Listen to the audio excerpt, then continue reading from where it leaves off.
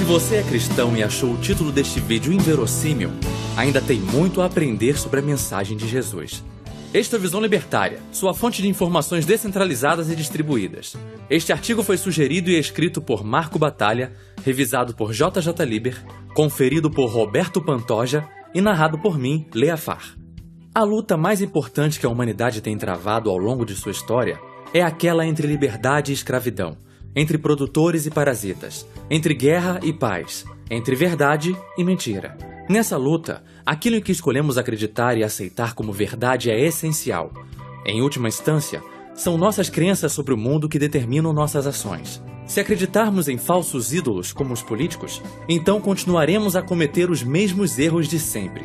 Essa luta continuará sendo travada indefinidamente. Para que consigamos vencê-la, os ensinamentos de Jesus são fundamentais. Eles são muito mais radicais do que somos levados a acreditar, pois desafiam o status quo. Se de fato compreendidos, suas consequências seriam dramáticas. Os estados cairiam como peças de um dominó. Todos os estados repousam no consentimento dos governados. Esse consentimento não precisa ser na forma de apoio ativo. Resignação basta. Estados existem porque a maioria das pessoas, de uma forma ou de outra, os consideram inevitáveis. Elas acreditam na mentira de que mesmo que estados sejam um mal, são um mal necessário. Se isso é verdade, toda a mensagem de Jesus é uma falácia. Mas, felizmente, isso não é verdade. Há uma alternativa: a liberdade. Procuraremos lhe mostrar nesta série de vídeos que Jesus nos fez um apelo para sermos livres e que a liberdade e a mensagem de Cristo são incompatíveis com o conceito de Estado.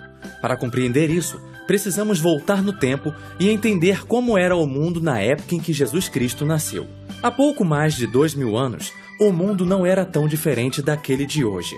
Roma era a nova ordem mundial daquela época. Júlio César havia cruzado o Rubicão algumas décadas antes e Augusto César era ditador por quase 25 anos.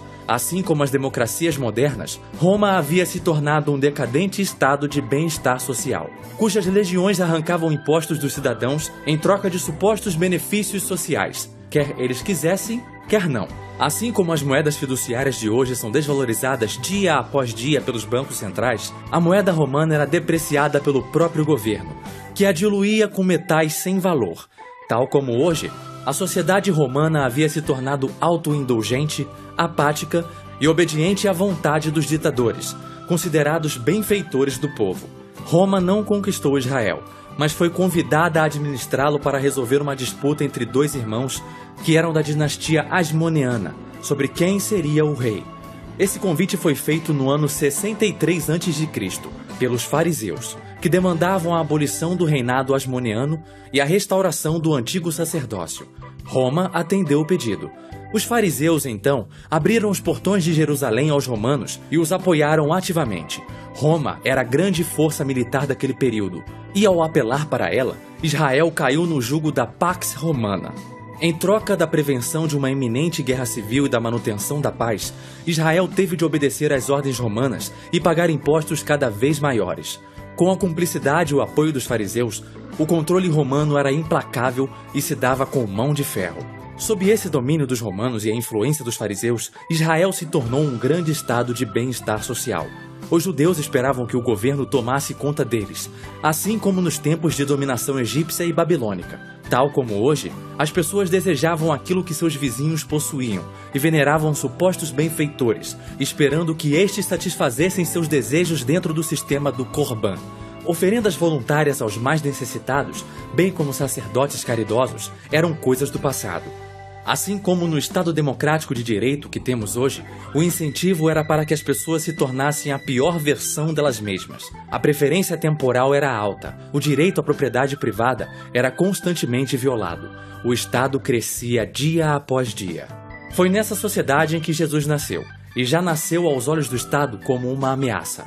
Herodes o Grande, rei da Judéia, ficou preocupado ao descobrir que havia alguém que também poderia ser considerado rei pelo povo. Jesus representava uma ameaça ao seu poder.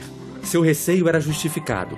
Jesus era uma ameaça não só a Herodes, mas a tudo que Herodes representava: o Estado, com a subjugação do povo que trazia consigo. O reino de Jesus era o oposto de qualquer estado que tenha existido. Para um governante, não havia ameaça maior do que essa. Tão enfurecido ficou Herodes que ordenou o massacre dos inocentes. Não fosse pelo ato intencional de desobediência de José e Maria fugindo para o Egito, a história teria acabado ali. Mas a história não acabou. E algumas décadas depois, ele pôde espalhar sua mensagem. Jesus disse que deveríamos tratar os outros como gostaríamos de ser tratados. Ou, nas palavras dele, abre aspas, assim em tudo, façam aos outros o que vocês querem que eles lhes façam, pois esta é a lei e os profetas. Fecha aspas. Esse princípio é conhecido como a regra áurea. Só isso já basta para demonstrar que a mensagem de Jesus é necessariamente anarquista, no sentido de que não devemos nos submeter a nenhum governo coercitivo terreno.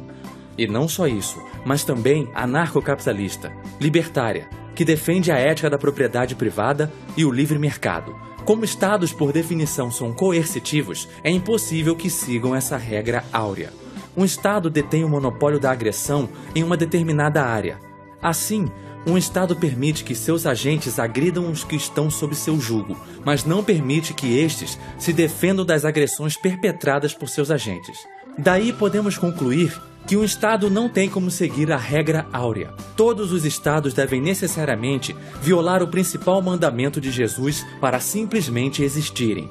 Enquanto a regra áurea pode ser chamada de um princípio cristão, a regra sobre a qual todos os Estados são fundados pode ser apropriadamente chamada de o princípio satânico. Faça aos outros aquilo que não quer que os outros lhes façam. É por essa razão que qualquer um que diga seguir os ensinamentos de Jesus deve necessariamente defender a abolição imediata de todos os estados, onde quer que eles existam. O reinado de Cristo, quando estabelecido na Terra, é fundamentalmente oposto a qualquer governo coercitivo que tenha existido, que exista ou que venha a existir. A ética da propriedade privada é a única que, do ponto de vista lógico, é consistente com a regra áurea, já que ela é válida para qualquer pessoa, em qualquer lugar e a qualquer momento. A crítica que alguns fazem à regra áurea, de que os gostos podem ser diferentes e que, portanto, ela é perigosa em mãos erradas, não faz sentido se entendermos que ela diz respeito à ética da propriedade privada. A prova rigorosa disso é que todos, por definição, se opõem às agressões direcionadas àquilo que consideram como sua propriedade. Se não fosse o caso, então, por definição, tal ação não seria uma agressão, mas sim um ato voluntário. A conclusão inescapável disso é que apenas libertários anarcocapitalistas podem ser coerentes com esse que é o principal mandamento de Cristo. Sendo assim, alguém que siga a regra áurea deve necessariamente respeitar a propriedade privada, incluindo aí o corpo físico dos demais. Não há outra conclusão lógica que não essa. A regra áurea é perfeitamente compatível com o princípio da não agressão, segundo o qual não devemos iniciar ou ameaçar iniciar o uso de violência contra alguém. Logo, se Jesus falou seriamente sobre a regra áurea, e certamente ele o fez, então isso implica necessariamente que ele era um libertário. Quando Jesus diz que esta é a lei e os profetas, ele está dizendo que, em última instância, tudo se resume à regra áurea. Ela engloba toda a ética de relações sociais. Da mesma forma, quando o libertário defende a não agressão, ele está dizendo que tudo se resume ao direito de propriedade privada, ou, seu equivalente lógico, a regra áurea. Além da regra áurea, há uma outra passagem bíblica sobre os ensinamentos de Jesus que demonstra claramente sua posição a respeito da propriedade privada e das trocas livres e voluntárias. É quando Jesus conta a parábola dos trabalhadores na vinha, ou a parábola do vinhedo, em que compara o reino dos céus a uma plantação de videiras. Nessa parábola, o dono da vinha sai para contratar trabalhadores. Abre aspas. Pois o reino dos céus é semelhante a um proprietário que saiu de madrugada a assalariar trabalhadores para sua vinha.